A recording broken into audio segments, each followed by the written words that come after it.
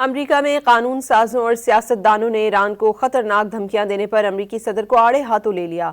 अमरीकी senator Bernie Sanders ने लिखा कि ये एक खतरनाक और जहनी तौर पर गैर मुतवाज़िन शख्स की बदजुबानी है। कांग्रेस को ये जंग बंद कराने के लिए किरदार अदा करना चाहिए। सेनेटर चक शूमर ने ट्रंप के बयानात को गैर मुतवाज़िन करार देते हुए कहा कि वो एक पागल शख्स की तरह बात कर रहे हैं। ऐसे बयानात जंगी जराइम का सबब और इत्तेहादियों से दूरी का बायस बन सकते हैं। ग्रेगरी मैक्स ने कहा कि ट्रंप की नाजेबा और गैर मरबूत पोस्ट से अमरीका की साख मुतासर होती है और सिफारतकारी मुश्किल हो जाती है। क्रिस मर्फी ने इन बयानात को मुकम्मल तौर पर गैर मुतवाज़िन करार देते हुए मज़ीद जानी नुकसान का खदशा जाहिर किया। साबिक़ इत्तेहादी मार्जोरी टेलर ग्रीन ने भी तनकीद करते हुए कहा कि ये वो वादे नहीं जो आवाम से किए गए थे। अमरीका में कानून साजों और सियासतदानों ने ईरान को खतरनाक धमकियां देने पर अमरीकी सदर को आड़े हाथों ले लिया। अमरीकी सेनेटर बर्नी सैंडर्स ने लिखा कि ये एक खतरनाक और जहनी तौर पर गैर मुतवाज़िन शख्स की बदजुबानी है।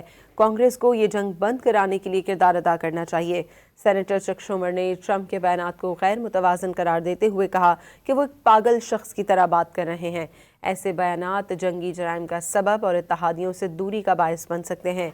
ग्रेगरी मैक्स ने कहा कि ट्रंप की नाजेबा और गैर मरबूत पोस्ट से अमरीका की साख मुतासर होती है और सिफारतकारी मुश्किल हो जाती है। क्रिस मर्फी ने इन बयानात को मुकम्मल तौर पर गैर मुतवाज़िन करार देते हुए मज़ीद जानी नुकसान का खदशा जाहिर किया।